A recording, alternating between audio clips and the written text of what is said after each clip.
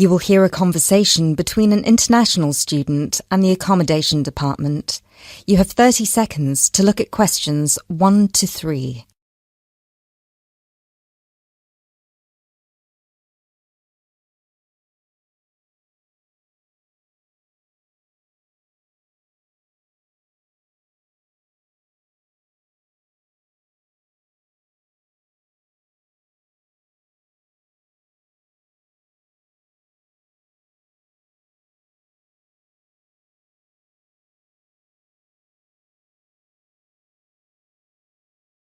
Hello, accommodation department. How can I help you?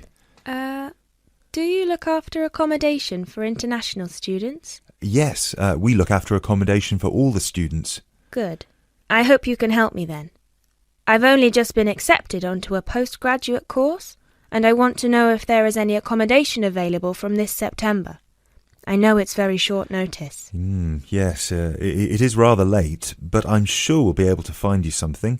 First of all, can you give me your name and student number so that I can find you on the system? Sure. My name is Maria Teresa Gonzalez. Maria Teresa Gonzalez. How do you spell that? Gonzalez.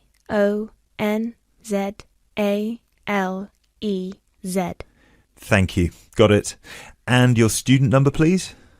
SHU 300715PG. SHU 300715PG. Ah, here you are. Department of Modern Languages. Yes, that's me.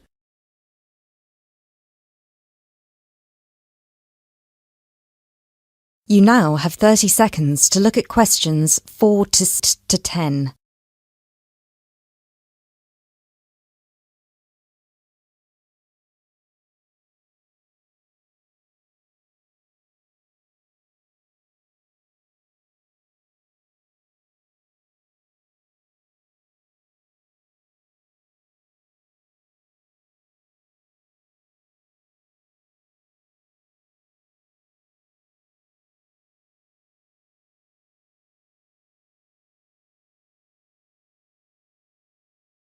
Okay, now there are several options for postgraduate students. Firstly, there is the Trigon. This is a new block near to the station and not far from the main campus. Accommodation is what we call cluster accommodation. What does that mean? There's a small group of rooms, usually 6, each with its own bathroom clustered around a lounge kitchen area which is shared. Oh, I see. That sounds good. They are very popular. The price for these is £99 per week, and we do have some availability left. However, for postgraduate students, there are other options. And what are they? There's another apartment block called The Cube, located near the west gate of the campus. Accommodation there is in 1 or 2 bedroom self-contained flats.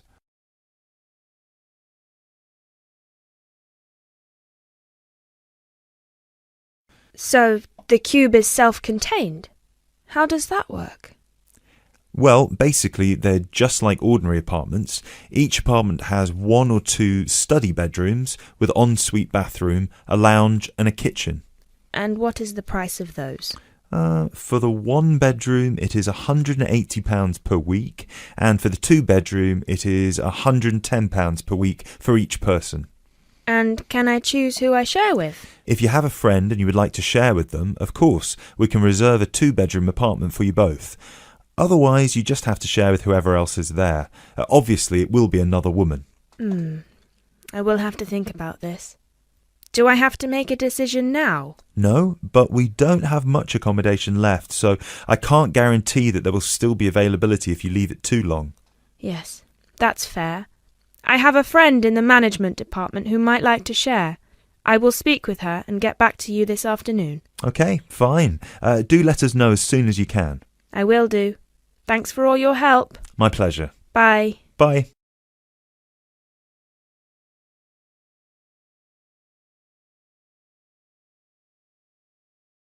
That is the end of part 1. You now have half a minute to check your answers.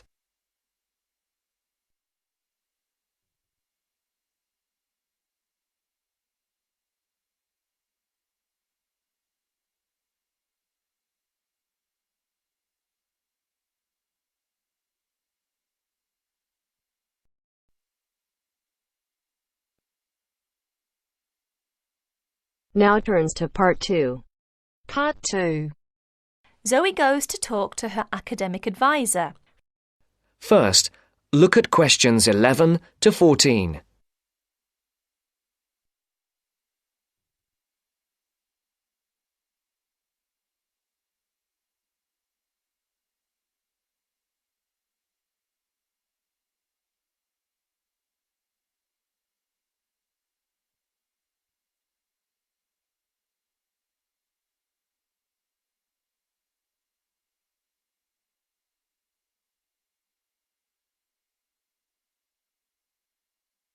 Listen carefully.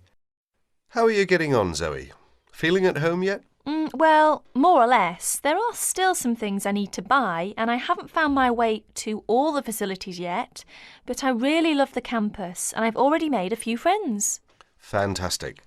Now let's see what we can do to get your studies off to the right start too. You're on the foundation course, so you can take up to 8 modules. What we advise is that you take 4 modules in the first semester and, assuming everything goes well, 4 in the second. Have you decided which you want to take in this semester? I haven't made my mind up yet. I can't decide whether to take Principles of Marketing or Introduction to International Trade. Well, that depends on your career goal.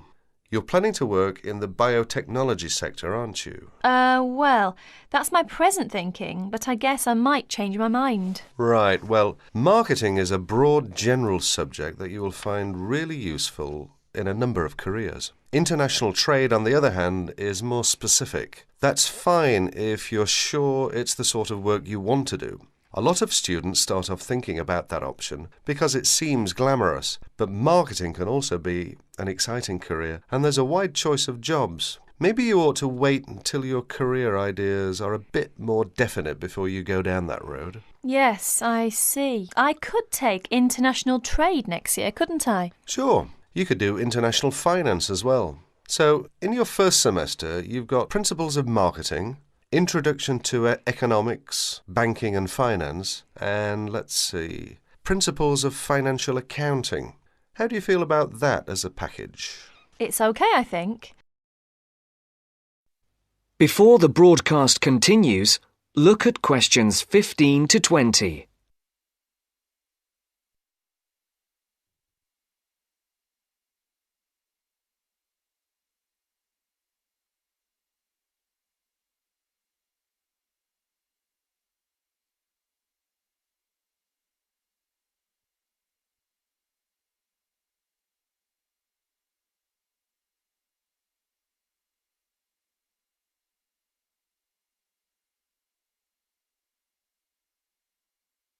You will now listen to the second part of the talk. But I'm a bit worried about the maths. There'll be some statistics to do, won't there? Basic statistics, yes, but nothing more difficult than your last year of school maths. I know, but our maths syllabus was a bit old-fashioned. Mostly algebra, geometry, trigonometry and stuff, hardly any stats. Right, well, it sounds as if you could do with the maths brush-up course.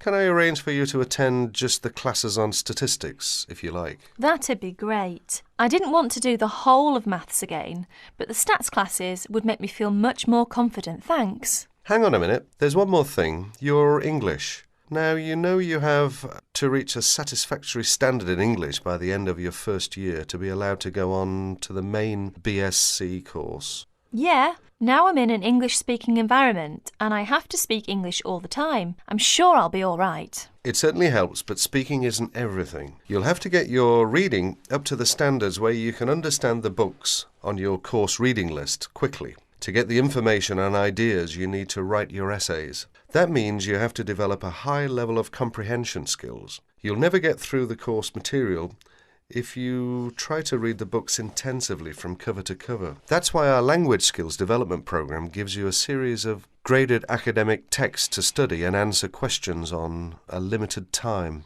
You'll probably find it hard at first, having to work against the clock without a dictionary. How can I improve my skimming and scanning skills? Good question. For that, you'll have to do a range of specially designed exercises. Sometimes these will be from a transparency, because it is often how the lecture material is presented. Sometimes I think I'll never learn all the vocabulary. English is such an enormous language. I know what you mean. English is the biggest language ever, at least 350,000 words. Even Winston Churchill only knew 60,000, so they say. But as an academic student, you can get a lot of help from the academic word list by Avril Coxhead of Victoria University. That's in Wellington, New Zealand. I've studied word lists, of course, but how does this one help? The academic word list is based on a survey of 3.5 million words of academic text. It contains 570 families of the words most commonly found in academic texts. Well, that's apart from the 2,000 most useful words in English. They come in a separate list. You can see copies of both in the library. You said word families. Do you mean words that are similar? In a way, yes. It means that all the different grammatical forms of a word are listed together, so you can see the nouns, verbs, adjectives, forms with prefixes and suffixes and so forth. It'll be clearer when you look at it. Anyway, Avril Coxhead gives you really great hints about how to learn the words, so it shouldn't be too daunting. The trouble is, I tend to forget the words I learn. Well, there are two ways you can tackle that. First, always try to learn the words in a context. Either learn a whole sentence using a word, or learn a phrase that the word typically comes in. We call phrases like that collocations. That's a new one on me. Collocations. I'd better make a note of it. You do that. You can find collocations in most modern dictionaries. Anyway, as I was saying, there's a second study aid I recommend for vocabulary learning. When you get an assignment, take a sheet of paper and write 4 headings. Words I can use, words I can recognise but can't use, words I'm not sure of, words I don't know. Don't bother with the simple words, of course. Then go back after 2 weeks and look at the list again. Can you move any of the words into a better column? That is the end of part 2. You now have half a minute to check your answers.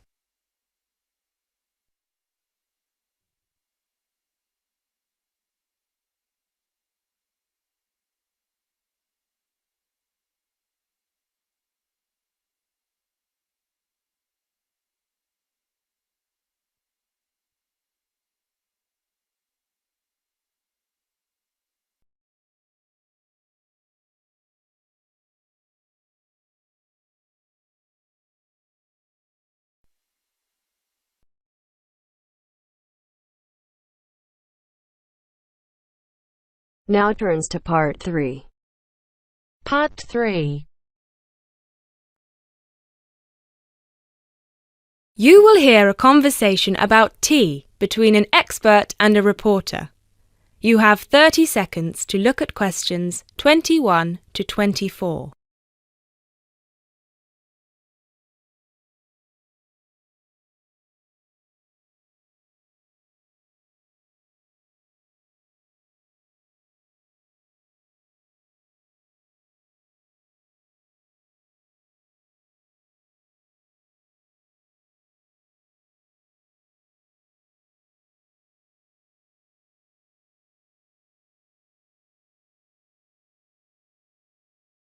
Hi, Jacob. Thank you so much for coming along today. It's my pleasure. I'm very intrigued about what a tea meditation entails exactly.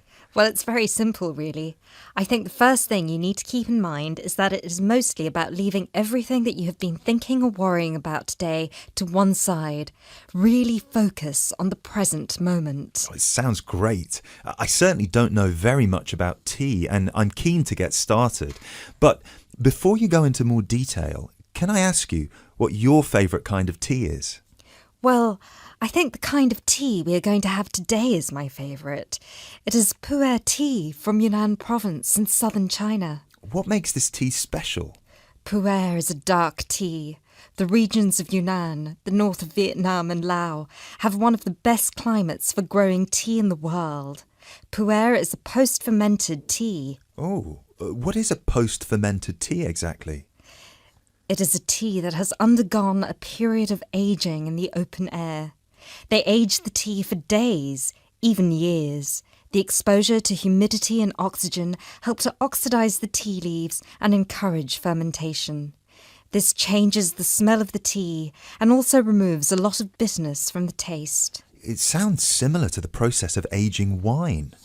The process is different, but the effect of aging on the taste is certainly similar. Does this mean the tea can be quite expensive? Absolutely. It can be very expensive. The tea is usually pressed into balls or cakes and sold. At one time, only tea enthusiasts cared about buying these cakes, but now many people have realised that they are an investment, and so buy them like they would buy gold, because the price goes up a lot over time. You now have 30 seconds to look at questions 25 to 26.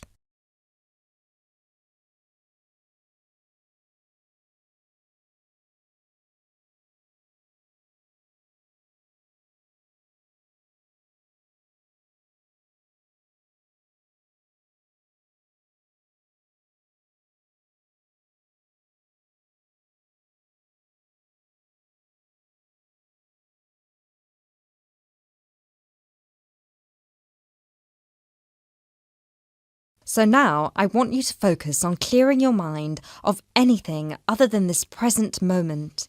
Let go of any concerns. OK, one slight problem. I will need to record our conversation, and I will need to take notes for the article. I plan to write about this for my newspaper. Is that OK? Oh yes, of course. Whatever you need. Thank you. I'll try to keep my notes to a minimum. Good. So, where was I? Oh yes, I think very few people really appreciate the complexity and variety of tea that exists in the world. Right. Most people are maybe like me and just use tea bags. Exactly. And with a tea bag, the tea is trapped inside and cannot move around freely. You can really taste the difference drinking a brewed tea that was free to move around through all the water. So, do you ever use tea bags? Never. You now have 30 seconds to look at questions 27 to 30.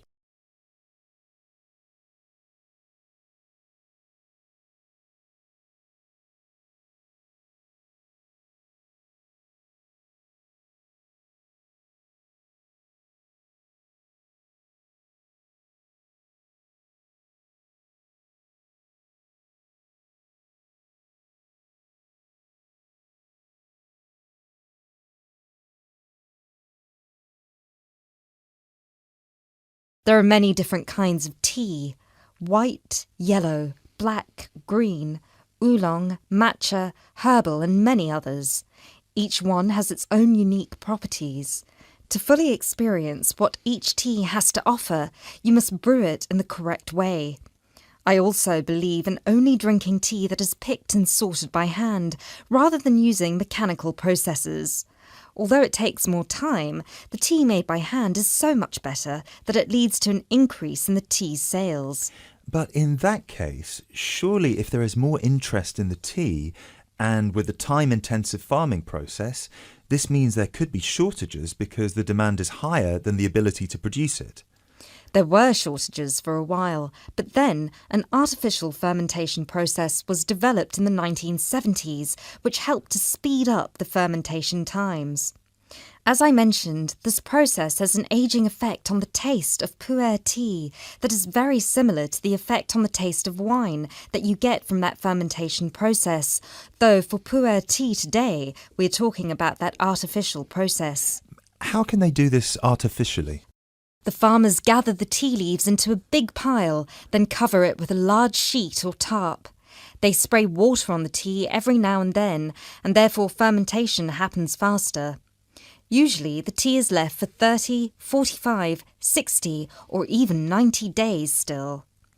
The farmer will check the tea every few days, and just by the feel of the tea, he knows whether it is ready or if it needs more time. Wow. That sounds like a fascinating process. I never realised that there was such a science behind producing tea.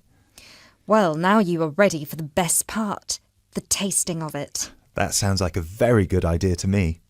So what I will do now is boil the water, and we can begin our meditation. What does that entail?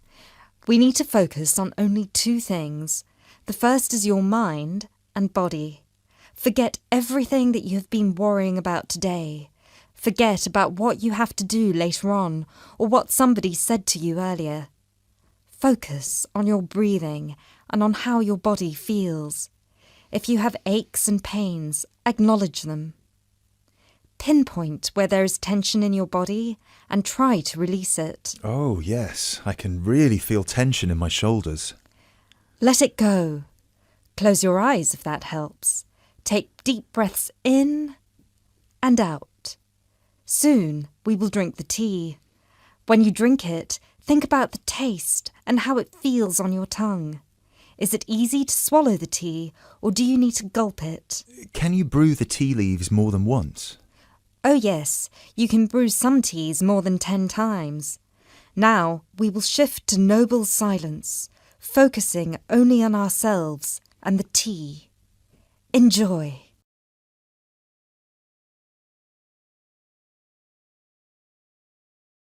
That is the end of part 3. You now have half a minute to check your answers.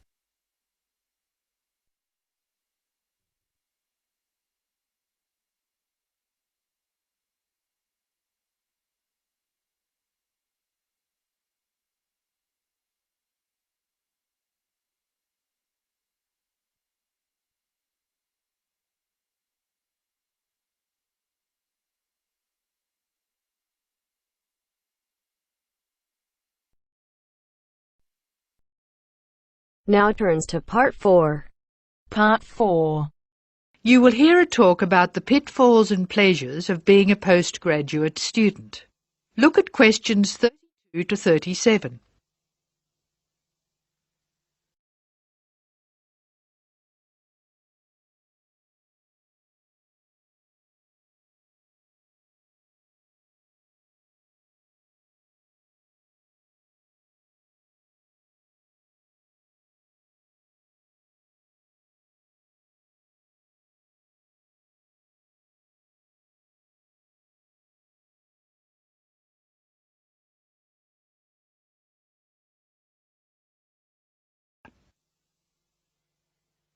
Postgraduates are about as easy to define as catching steam in a bucket. Courses can be vocational, for training, as research, as a preparation for research, or a combination of these. Also, you can choose between full-time and part-time. Increasingly, the approach to postgraduate study is becoming modular. The vast majority of postgraduates are doing short, taught courses, many of which provide specific vocational training. Indeed, there has been a 400% increase in postgraduate numbers in Britain over the past 20 years. Current figures stand at just under 400,000. People undertake postgraduate study for many reasons. These may be academic, intellectual challenge, development of knowledge; vocational, training for a specific career goal; or only vague, drifting into further study. It is essential that you determine the reasons you want to become a postgraduate. If you have clear goals and reasons for studying, this will enhance your learning experience and help you to remain focused and motivated throughout your course. Where you study should be based on much more than the course you want to do. For some courses, you're likely to be there for several years, and it is important that you are happy living there. Check also what type of accommodation is available and whether the institution provides any housing specifically for postgraduates. Choosing an institution and department is a difficult process. To determine quality, do not rely on the reputation of an institution, but find out what the ratings are from the most recent assessment exercises. Find out about the staff, their reputation, competence, enthusiasm, and friendliness. Visit the department if possible and talk to existing postgraduates about their experience, satisfaction, comments, and complaints. Be very careful to check how they feel about their supervisors. Also, check what facilities are available, both at an institutional level, for example libraries, laboratory and computing facilities, and in the department, for example, study room, desk, photocopying, secretarial support, etc. Everyone will have their own priorities here. I am always anxious to check the computer support available and regard it as slightly more important than library access. Your working environment and the support available to you plays an essential part in making your work as a postgraduate a positive experience. Life as a postgraduate can be very different to your other experiences of education. Things that can distinguish your experience are the level of study, independence of working, intensity of the course, the demands on your time, and often the fact that you're older than the majority of students. These factors can contribute to making you feel isolated. However, there are several ways you can make sure that this is either short-lived or does not happen at all. Many student unions have postgraduate societies that organise social events and may also provide representation for postgraduates to both the student union and the institution. Departments can also help to create a sense of identity and community, and often have discussion groups available. Don't be afraid to talk to staff about any difficulties you might be having. Of course, universities provide counselling services, but we have found that the best advice comes from talking to other postgraduates who may have faced similar difficulties. Look at questions 38 to 40.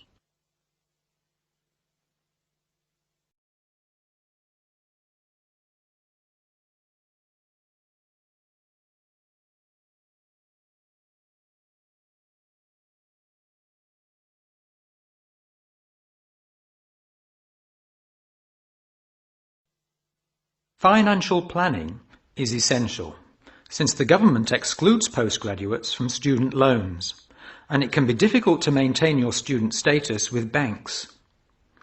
This has implications for free banking and overdraft facilities. Do not underestimate your living costs, including food, accommodation and travel. And be careful not to budget for everything except a social life. Funding a course is one of the most challenging things people face when considering postgraduate study. Most postgraduate students finance themselves. They pay often very large fees to the institution and receive no maintenance income to support their study. Make sure you know exactly what your costs will be. Institutions often hide extra fees, like laboratory costs, behind the headline fee rate advertised. Funding can come from various sources: research councils, charities, trust funds, institutional scholarships, local education authorities, and professional bodies and organisations all offer various levels of funding. As I said before, the government excludes postgraduates from student loans, so it is essential you look to other sources. Career development loans are available from high street banks. The best advice on funding is to be proactive, persistent and patient. The postgraduate community in Britain is multinational, has a wide range of experience of life and work, and an exciting mix of goals, both career and academic. Being a postgraduate student should be a productive and fulfilling thing to do, and you will become part of a diverse and motivated social group. That is the end of part 4. You now have half a minute to check your answers.